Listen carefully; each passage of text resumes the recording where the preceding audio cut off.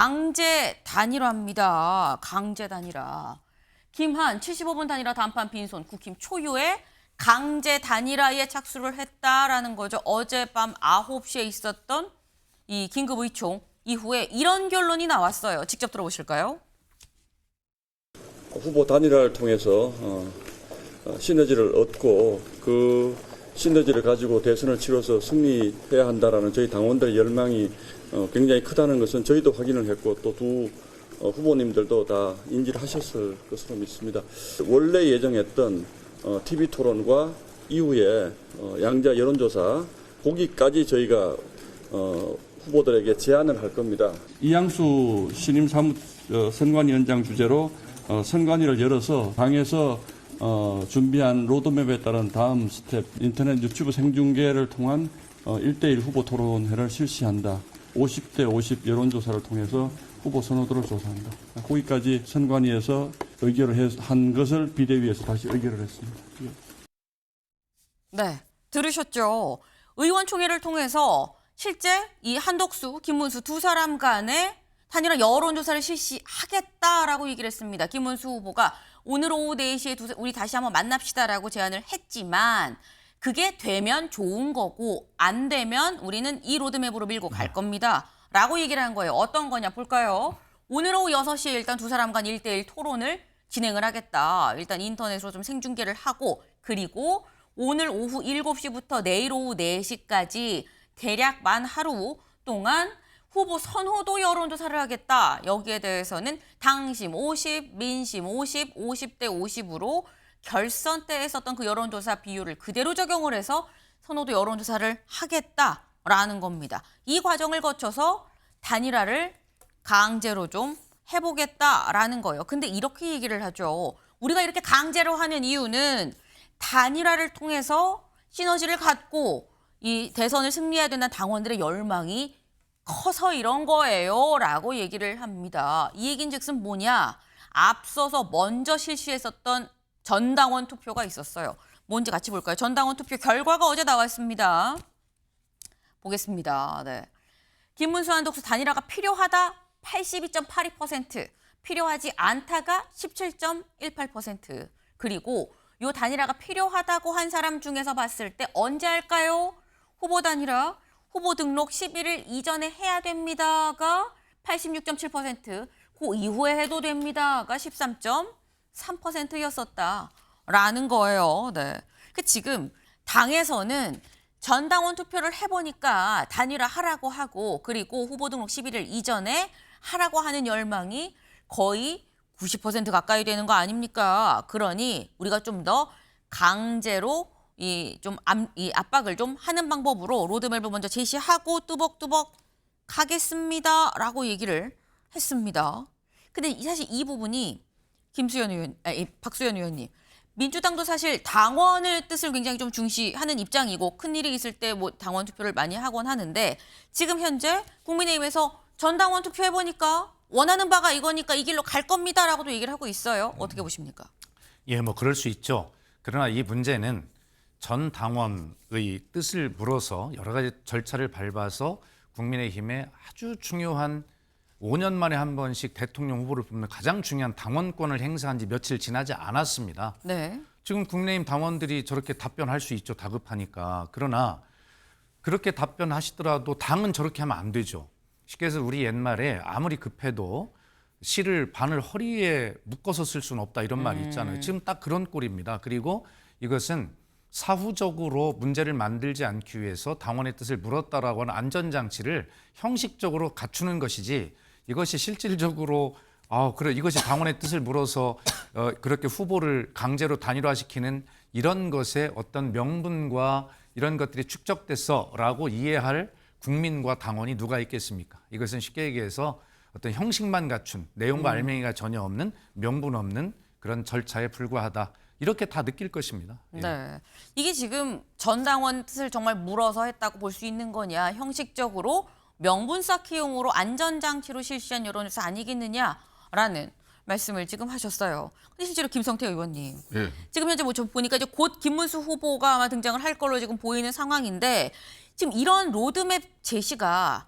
후보의 어떤 동의 없이 논의 없이 가능할까라는 굉장히 근본적인 의문이 듭니다. 역대 대통령 선거의 승리 방식은 네. 단일화였어요.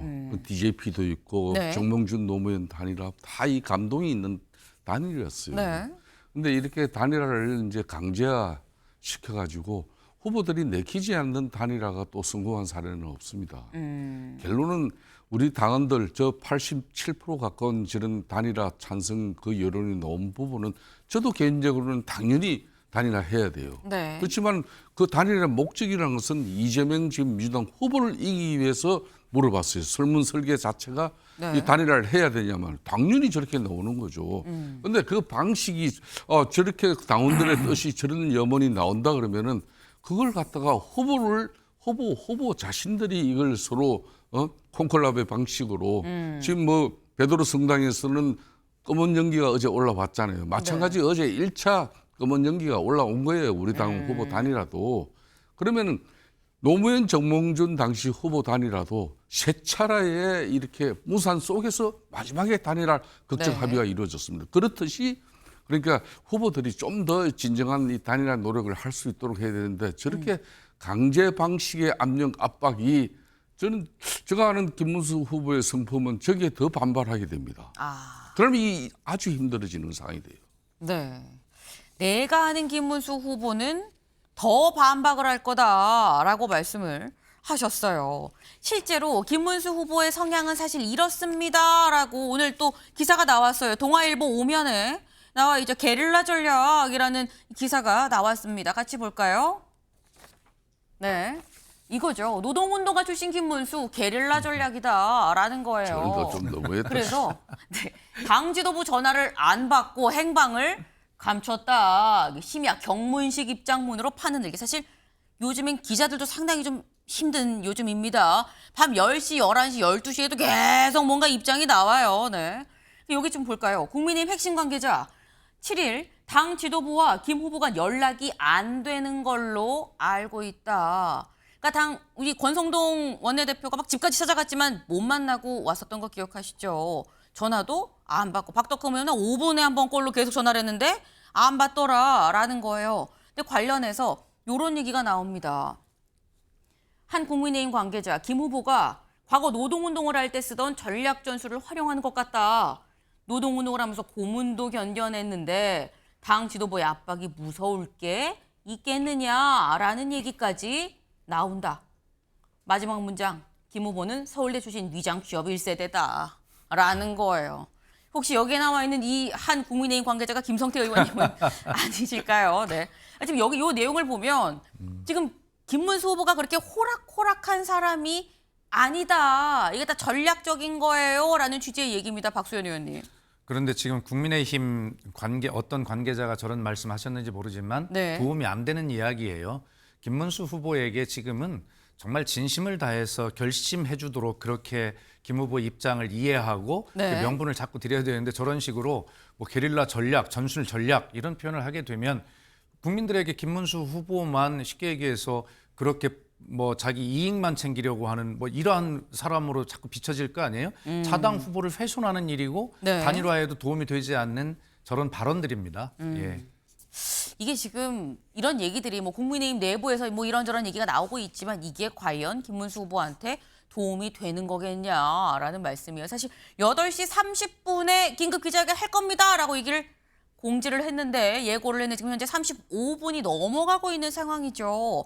지금 이게 5분 정도 약간 뒤로 좀 미뤄지는 딜레이 되는 그런 상황입니다. 근데 왜 늦어지는가도 사실 볼 부분인 게 단순히 정말 뭐 차가 막혀서 늦어졌다 이런 부분은 아니긴 할 건데 뭔가 주변에서 뭐 만류를 한다던가 이런 부분이 있지 않겠나라는 생각이 들어요. 그리고 우리가 지금 알고 있는 거는 아까 김재원 비서실장이 얘기한 거 뭔가 강력한 의지 표명이 있을 거다라는 얘기를 했었거든요. 김성태 의원님.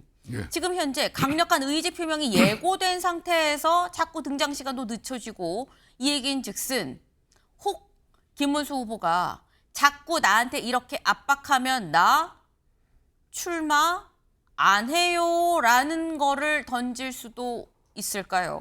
저는 그렇게 가지는 않습니다. 네. 이제 이 후보 단일화 과정에서 제일 마지막에 참 폭탄 선언과 또 행동이 되는 게 쉽게 말하면은 그냥 단일화 협상 거부해버리고 네. 대통령 후보 지위 날려버리는 건데 실질적으로 이제 문재인 안철수 후보 단일화 과정에서 네. 그때 잘 되지 않아가지고 안철수 후보가 그냥 중도에 나 대통령 출마하지 않을 거야. 그리고 그냥 그게 불발돼 버렸습니다. 그렇게 하고 이제 문재인 후보는 떨어져 버렸죠. 당시 박근혜 후보에게. 그렇듯이 지금 이 상황은 저는 처음부터 예견을 좀 했습니다. 그렇기 때문에 한덕수 대행께서 진정으로 이재명 대표의 과도한 입법 권력이 대통령 통치 권력까지 이렇게 장악하게 되면 대한민국의 미래가 정말 위험해진다는 걸 알고 본인이 출마의 뜻을 굳혔다면 처음부터 국민의힘 네. 여기 당내 경선에 저는 참여하라 그랬어요. 이 진흙탕 싸움 속에서 자신을 진주로 만들어라. 그리고 민주당이나 국민들한테 요도 먹는 거는 그건 잠시다. 이렇게 이야기했는데 참 제가 볼 때는 정말 뭐 국민의힘 지도부 입장에서는 그래도 김문수 후보가 이 단일화에 제일 적극적으로 협력하고 실행할 사람이다. 이렇게 믿고 또 믿었지만은 이 정치는 모르는 겁니다. 우리 김성태 의원님은 네. 이제 차마 말씀을 못 하시는 게 하나 있을 텐데 뭘까요? 그러면 왜 이런 흐름은 뒤에서 누가 어떤 힘이 조정하고 영향을 미칠까라고 하는 것이 국민들 궁금하시잖아요. 민주당 입장에서 보면 여전히 국민의힘이 윤석열 전 대통령의 이 그림자를 벗어나지 못하고 있다. 한덕수를 누가 옹립하려고 했는가라고 하는 것은 결과적으로 여러 가지 형식적 경선 등을 통해서 마지막 한덕수로 낙차를 보고 이 시도한 것은 윤석열이 빅피처다라고 하는 것이 민주당의 시각이거든요. 네. 김성태 의원님 차마 그 말씀을 못 하실 거예요. 지금 김문수 후보 측의 뭐 친한 전직 의원들 이렇게 얘기를 들어보면 아주 서름이 지금 폭발 지경에 쌓여 있어요. 왜 그러냐면 우선 엊그제 한덕수 후보가 1호 공약이랍시고 AI 공약을 내놨잖아요.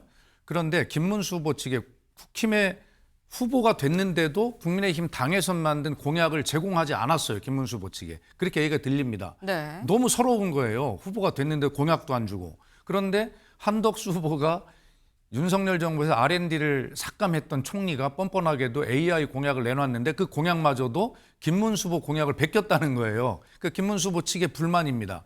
공약을 주지도 않고 네. 한덕수 후보는 오히려 자기 공약을 베껴서 발표하게 하고 또 더구나 며칠 전에 김문수 후보가 한센인 마을을 방문한 적이 있어요. 네. 근데 그때 그 보도 자료를 국민의힘 공보국에서 좀 뿌려달라. 후보니까 당연히 그럴 수 있을 거 아닙니까? 근데 그것도 거절했다고 그렇게 알려져 있어요. 그게 김문수 후보 측 내부에 쌓여 있는 불만들입니다. 이런 것들이 결과적으로 국민의힘은 어떤 힘이 작용을 해서 자당 후보로 선출된 사람에게도 협조를 안 하는 분위기가 있는데 이 흐름 뒤에는 결과적으로 한덕수를 옹립하고자 하는 거대한 어떤 보이지 않는 힘 이게 누구냐? 민주당 입장에서는 윤석열이라고 보는 겁니다. 그렇기 때문에 아직도 이 윤석열에서 벗어나지 못한 국민의 힘이기 때문에 지도부와 후보 간에 이런 갈등이 생기는 것이고 이런 이상한 일이 생기는 거예요. 김성태 의원님 입장에 차마 못하실 말씀을 제가 대신했습니다. 네. 예, 이게 뭐. 지금 말씀은 일단 뭐 들리는 얘기에 따르면입니다. 이제 확인이 됐다라고 볼 수 없긴 합니다만 지금 이 박수현 의원님은 내가 들은 바에 따르면 좀 그런 얘기가 나와요. 그러니 김문수 후보가 후보 대접을 못 받으니 얼마나 속상하고 서름이 폭발했겠습니까? 라는 말씀을 지금 하셨어요. 그러면서 대체 한덕수 후보 뒤에는 누가 있는지가 진짜 중요한 거 아닙니까? 라고 말씀을 하셨는데 여기 지금 김문수 후보가 게릴라 전략이다라고 말씀을 드렸죠. 그래서 이 게릴라 전략 기억나시나요? 누군가가 문수형은 게릴라야 라고 말한 사람이 있었죠. 누구냐? 홍준표 전 대구시장입니다. 다음 기사 같이 볼까요? 중앙일보 기사 같이 볼까요? 네, 홍준표, 윤, 나라도 당도 망쳤다. 당과 합작해서 한 띄우기 공작. 네, 홍준표 전 대구시장이 SNS에 어제 글을 올렸습니다. 뭐라고 올렸는지 같이 볼까요? 여기 나와 있죠. 네, 아무래도 내가 갈 때 가더라도 내가 겪은 경선 과정은 좀 밝히고 떠나야 될 것 같아요. 라고 얘기를 하면서 용산과 당 지도부가 합작해서 느닷없이 한덕수를 띄웠다.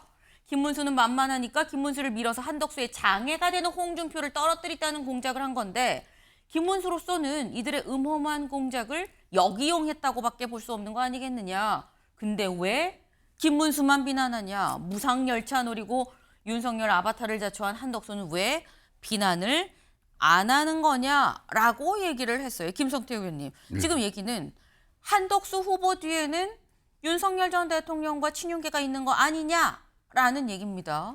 실질적으로 이제 4명이서 2차 파이널 경선 2명 올라가기 전까지만 하더라도 흔히 네. 말하는 친윤계 인사라는 많은 사람들이 홍준표 당시 후보 캠프에서 홍 후보를 도우기 위한 어떤 그런 움직임이 아주 본격적으로 잘 이루어지고 있었어요. 홍 후보 입장에서도 이번 대선은 마지막 기회다 이래가지고 자신이 항상 불리한 이 당원 조직을 위해서 그동안 현역 의원 포함해가지고 원외위원장들까지 다각적으로 이렇게 협조를 요청하고 그게 웬만큼 가시화됐습니다. 그런데 4일 정도 앞두고 이 기류가 확 바뀌어서 그냥 김문수 쪽으로 다 가버렸다는 거죠. 네. 그래서 이 뒤에 뒷배경은 이제 윤석열 전 대통령이고 이걸 또 친윤의 핵심들이 그 작업을 한 거다. 이제 이렇게 비난한. 그래서 당도 망치고 국가도 망치고 다 망쳤다. 이 부분이 이제 홍 시장의 입장인데 저는 일정 부분 뭐 저 부분을 완전히 부정할 이야기는 저는 아니라고 보고 있습니다. 그런 만큼 지금 현재 김문수 후보 같은 경우도 이걸 갖다가 자신이 후보를 갖다 당선되고 나면 한덕수에게 양보한다 이 이야기까지는 안 했거든요. 단일화 한다 그랬지. 네. 그러니까 이 단일화라는 것은 우리 당 후보로 선출된 김문수 후보하고 한덕수 지금 현재 무소속 늦게 뛰어들었지만은 경쟁력이 높은 사람을 최종적으로 선택해주면 되는 건데 그 경쟁력을 김문수 후보 입장에서는 국민의힘 후보 선출된 지 한 일주일 정도 말미라도 좀 주고 나를 제대로 외우해달라 그랬는데 그게 없다 보니까 이 사단이 난 겁니다. 지금. 이분도 할 건데. 마지막 말씀이 뭔가 애잔합니다. 이분도 하긴 할 건데 점점점 그 말씀이에요. 그러니까 안타까움이 지금 묻어 있는 말씀인 거죠. 근데 저희가 지금 현재 8시 43분 지금 13분이 딜레이되고 이게 연기되고 있어요. 근데 연기되는 상황에서 지금 앞에 기다리고 있는 기자들이 뭔 하얀 종이를 받았죠. 이 종이가 뭐냐? 당헌 당규가 적힌 종이었었다라는 겁니다. 뭔가 김문수 후보가 얘기를 할 때 요걸 토대로 얘기를 하려는 것 같다라는 건데 사실 어제 밤 9시에 있었던 긴급 의원총회가 끝난 직후에 신동욱 대변인이 이런 얘기를 했었어요. 당헌 74조의 2에 관해서 얘기를 했거든요. 그 얘기 잠깐 들어보고 오실까요? 방금 당헌 74조 2항 대선 후보 특례 이거 발동이 되는 거죠? 그것에 따라서 저희가 지금 진행하고 있는 것입니다. 그 특례 발동 조항에 상당한 사유가 있어서인데 저희가 지금 생각하고 있는 지금 이 과정들은 단일화가 필요하다는 과정을 얘기하는 것이고 최종적으로 그 상당한 사유에 따라서 이를테면 그 후보가 변동되는 그 경우는 저희가 해석을 해봐야죠. 여론조사 결과를 받아보고. 무슨 얘기냐면 이게 경선 같으면 51대 49 결론이 나면 후보가 결정이 되는 것이지만 이건 후보를 교체해야 되는 문제이기 때문에 51대 49로 결론이 난 경우와 예를 들어서 70대 30으로 결론이 난 경우는 다를 수가 있다는 거죠. 그게 그 상당한 사유를 저희가 몇 대 몇 이상이 되면 이것을 상당한 사유로 볼 것인가 이런 부분에 대한 해석은 제가 말씀드리기 어렵다는 겁니다. 들으셨나요? 기자가 물어봅니다. 혹시 당헌 74조의 이 특례를 발동하는 겁니까? 라고 물어보니까 그거에 따라 진행하고 있는 거예요. 라고 얘기를 하죠.